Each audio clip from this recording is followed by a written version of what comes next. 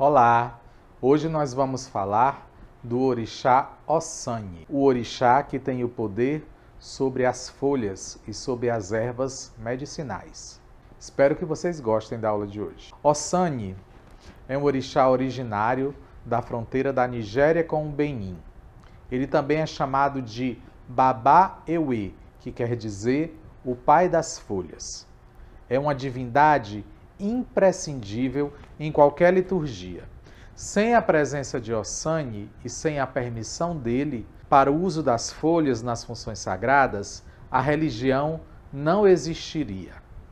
O papel das folhas é tão relevante que cada orixá possui um conjunto de folhas que são a eles atribuídos ou que foram a eles atribuídos por esse orixá.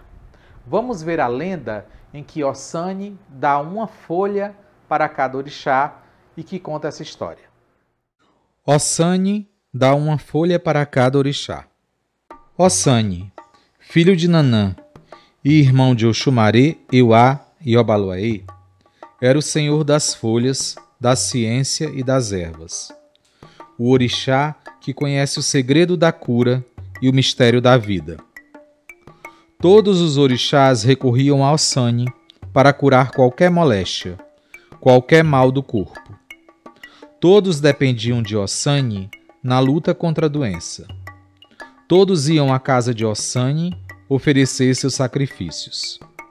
Em troca, Ossanni lhes dava preparados mágicos, banhos, chás, infusões, pomadas, abô, beberagens. Curava as dores, as feridas, os sangramentos, as disenterias, os inchaços e fraturas. Curava as pestes, febres, órgãos corrompidos. Limpava a pele purulenta e o sangue pisado. Livrava o corpo de todos os males. Um dia Xangô, que era o deus da justiça, julgou que todos os orixás deveriam compartilhar o poder de Ossanni, conhecendo o segredo das ervas e o dom da cura. Xangô sentenciou que Ossanni dividisse suas folhas com os outros orixás. Mas Ossanni negou-se a dividir suas folhas com os outros orixás. Xangô então ordenou que Inhansã soprasse o vento e trouxesse ao seu palácio todas as folhas das matas de Ossanni, para que fossem distribuídas aos orixás. Inhansã fez o que Xangô determinara. Gerou um furacão que derrubou as folhas das plantas e as arrastou pelo ar em direção ao palácio de Xangô. Ossanni percebeu o que estava acontecendo e gritou: "Eueuassa! As folhas funcionam!" Ossanni ordenou às folhas que voltassem às suas matas, e as folhas obedeceram às ordens de Ossanni. Quase todas as folhas retornaram para Ossanni. As que já estavam em poder de Xangô perderam o axé, perderam o poder de cura.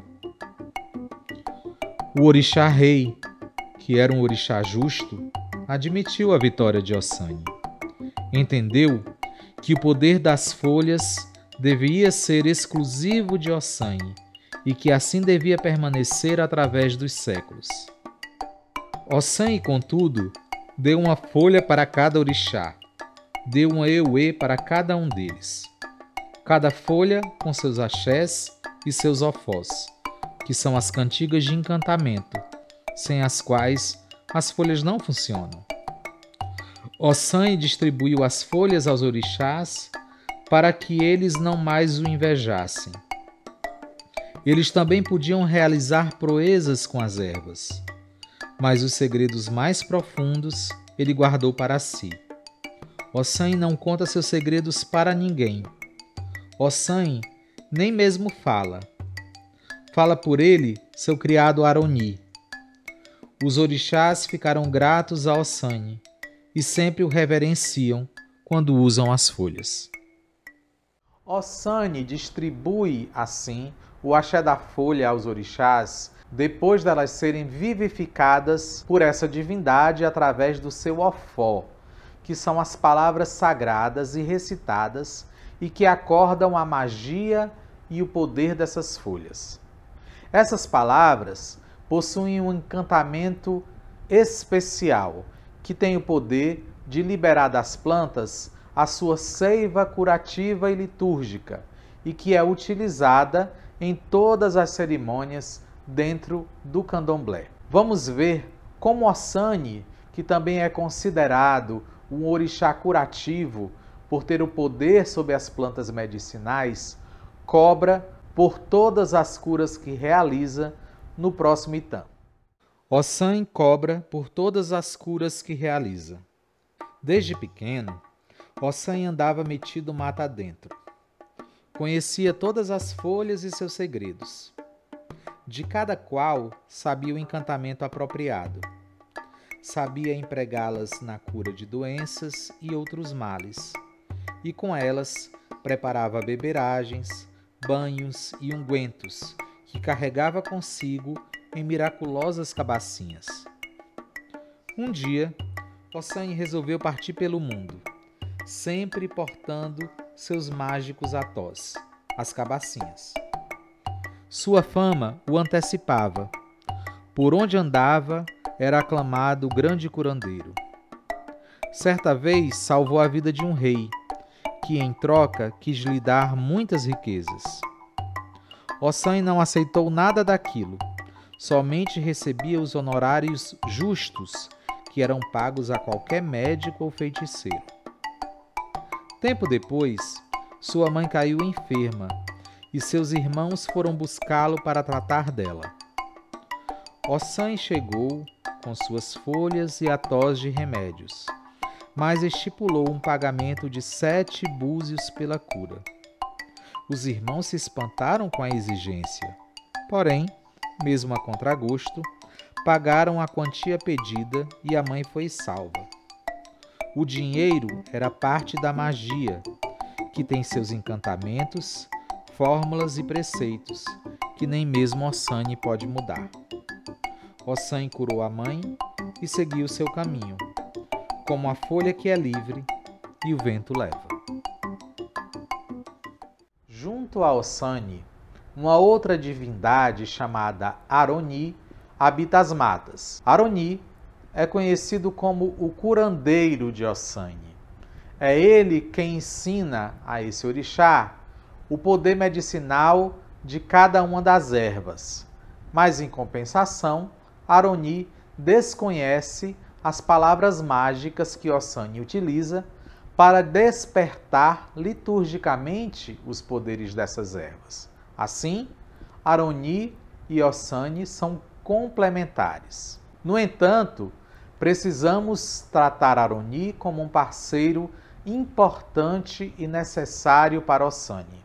Ele só possui uma perna, tal qual o tronco das árvores, mas como estas têm séculos de existência, de experiência e de sabedoria. Pouco se sabe sobre Aroni, mas o certo é que ele não deve ser negligenciado, pois está inserido no núcleo das divindades do candomblé. Como todos os orixás, Ossanni não vincula e não distribui o seu axé sozinho. Ele precisa de outros orixás para isso. Por exemplo, ele precisa da dinâmica de Exu para movimentar o axé das suas folhas. E ele precisa também de Orumilá, no oráculo de Ifá, para determinar quais são as folhas corretas a serem utilizadas em cada situação, de acordo com cada necessidade. Essas 3 divindades, Exu, Ossanni e Orumilá, se complementam e se interligam no destino dos iniciados, através do oráculo de Ifá. Vamos ver agora uma lenda que conta a história de como Orumilá tornou Ossanni rico, como, ao rejeitar as oferendas de Ossanni, Orumilá o enriqueceu e o abençoou. Ossanni tem as suas oferendas rejeitadas por Orumilá. Era o dia da grande festa em homenagem a Orumilá. Ossanni, que recebeu de Orumilá o poder sobre as folhas, estava na porta de sua casa, muito triste e preocupado. Por ali passou Xangô, que perguntou a Ossanio o que estava acontecendo. Qual o motivo de tanta tristeza?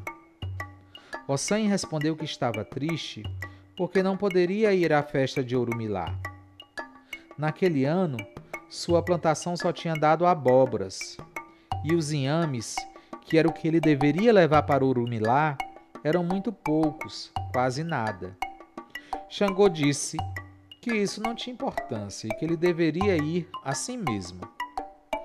Ossanio, desolado, disse que não queria ir, mas pediu a Xangô que entregasse seus inhames e suas abóboras para Orumilá. Quando Xangô chegou ao palácio de Orumilá, todos os orixás lá estavam. Eles haviam trazido grandes quantidades de inhame, o suficiente para abarrotar muitas tulhas. Xangô descarregou os dele e fez o seu monte, juntando aos seus os inhames de Ossanio. Depois pegou só as abóboras de Ossanio e fez um outro monte.